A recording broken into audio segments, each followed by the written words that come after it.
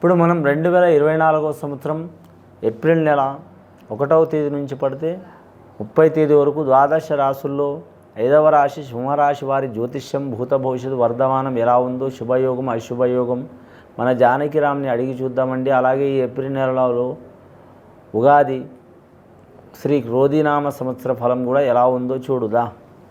అంశం యోగం బలం సింహరాశి వారి జాతకం చూడు జానకిరామ్. చదువు విద్య ఉద్యోగం వ్యాపారం తరించిన కార్యం సంసార బలం సంతాన బలం విద్య బలం ఉద్యోగ బలం కార్యబలం అనుకున్న పని చేసే పనిది గృహబలంది వాస్తుబలంది అనుకున్న పనిది చూడు.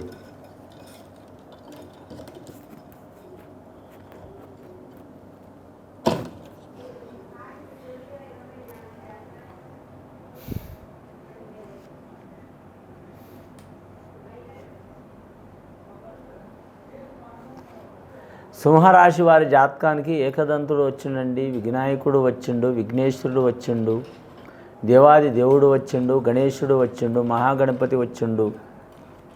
21 నామధేయాలు ఉన్నాయి. అలాగే 108 నామధేయాలు కూడా ఉన్నాయి వారికి. వారి జాతకంలో సిద్ధి బుద్ధి వినాయక స్వామి వచ్చిండు. ముఖ్యంగా సింహరాశి వారి జాతకంలో చూడాలంటే రాజయోగం చాలా వరకు ఉంది వారి పేరు మీద. వారికి ఎన్ని చిక్కులు వచ్చినా చికాకులు వచ్చినా దరిద్ర బాధలు వచ్చినా అనుకున్న పని అనుకున్నట్టు సాధించేటట్టు వదిలిపెట్టరు వారి జాతక బలానికి. ఇక ఆదాయ వ్యయ విషయంలో చూడాలంటే ఆదాయం తక్కువ ఉంటుంది, ఖర్చు ఎక్కువ ఉంటుందండి. కుడి చేతిలో ధనం వచ్చేది కనబడుతుంది కానీ ఎడమ చేతిలో ఖర్చు అయ్యేది కనబడదండి.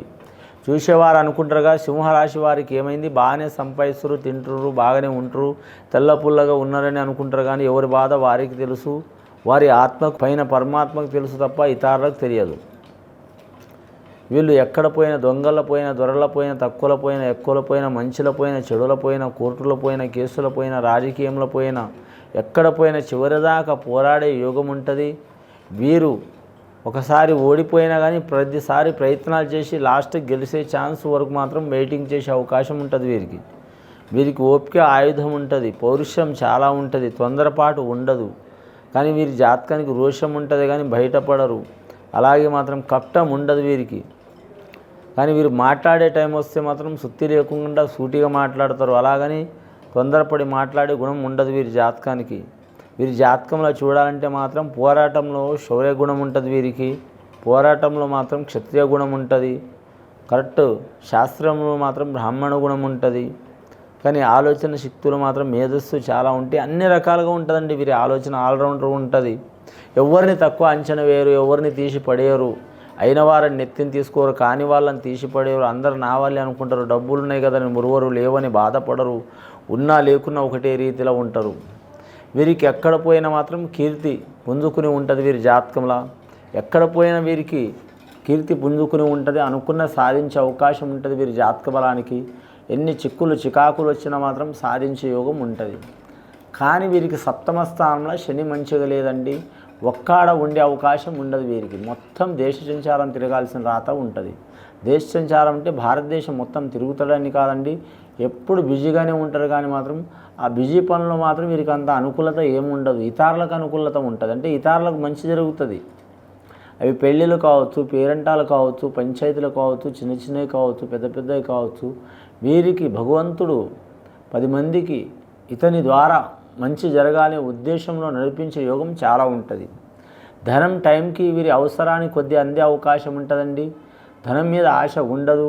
కానీ మాత్రం అలాగని వీరికి కొన్ని కోట్లున్నా కూడా మాత్రం ఉన్నాయన్న గర్వం ఉండదు.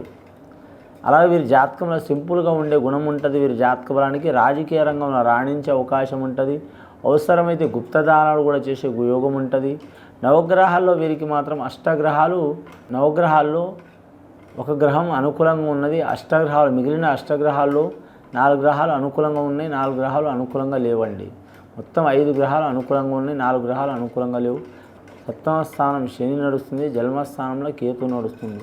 దీనివలన ఏంటంటే ఎప్పుడు త్రిలోక సంచారంలా తిరిగే అవకాశం ఉంటుందండి. మకా నక్షత్రం వారి జాతకంలో మల్లికార్జున స్వామి పూజ చేయాలి. మకా నక్షత్రం వారి కేతు అధిపతి. వైడూర్యం ధరించాలి వారి వయసును బట్టి.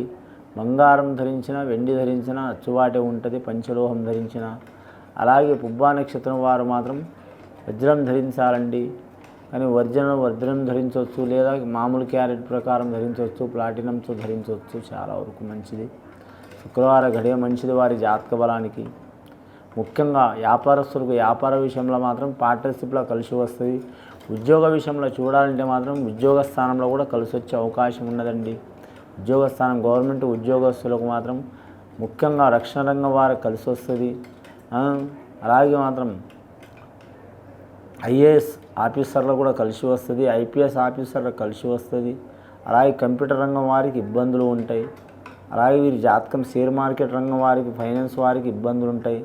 రాజకీయ రంగం వారికి మాత్రం చాలా ఇబ్బందులు ఉన్నా కూడా మాత్రం అనుకున్న స్థానంలో రాణించే అవకాశం ఉంటుంది. అలాగే అన్నదమ్ముల సహకారం ఉండదు, ఎవరికి వారే ఎమ్మెకు తీరి అన్నట్టు ఉంటుంది. భార్య తరపు వాళ్ళ నుంచి సహకారం ఉంటుంది, బావబామ్మర్దుల సహకారం ఉంటుంది. కానీ వీరి జాతకంలో ఎవరికి పూజ చేసినా చేయకపోయినా మాత్రం మహావృక్షం 1000 సంవత్సరాలు ఉంటుంది అంటారు. మర్రి చెట్టు చాలామంది మర్రి చెట్టు పేరు చెప్పంగానే ఆ ఊడల మర్రి చెట్టు మీద నైట్ పూట దయ్యాలు ఉంటాయి, భూతాలు ఉంటాయి అంటారండి. అది వాస్తవమే.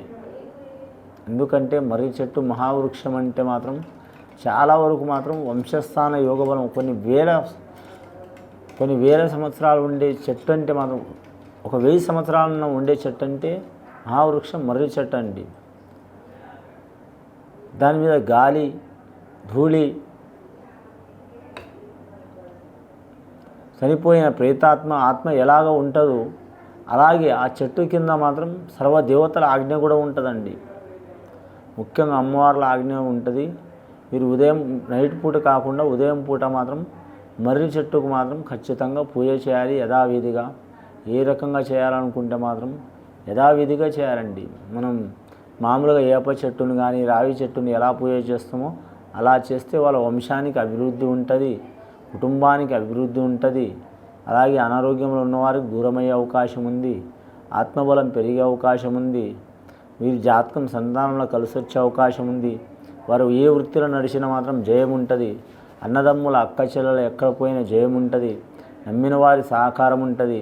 అలాగే వెండి బంగార విషయంలో కలిసి వస్తుంది. ముఖ్యంగా మాత్రం కళాకారులు గడ్డుకాల పరిస్థితి ఉంటుంది. ఈ జాతకానికి మాత్రం మర్రి చెట్టు అంటే మాత్రం మహావృక్షం. అది మర్రి చెట్టుకు పూజ చేయాలి. మర్రి చెట్టు కింద ఏదైనా ఒక దేవత ఉంటే కూడా పూజ చేయాలి. గత కొన్ని సంవత్సరాల నుంచి పడుతున్న చికాకులు తొలగిపోయే అవకాశాలు ఉన్నాయి వీరి జాతకానికి. అలాగే మాత్రం వీరి పేరు మీద చూడాలంటే మాత్రం ఆ కరెక్ట్ భాస్కరుడు అంటే ఉదయ భాస్కరుడు, సూర్యుని ఆరాధన కూడా చేయాలండి. ఆదిత్య హృదయం పఠించాలి. ఇది విని చూసి ఆచరించే వారికి గొప్ప ఫలితాలు కలుగుతాయండి. సింహరాశి వారికి శుభం భూయాత్.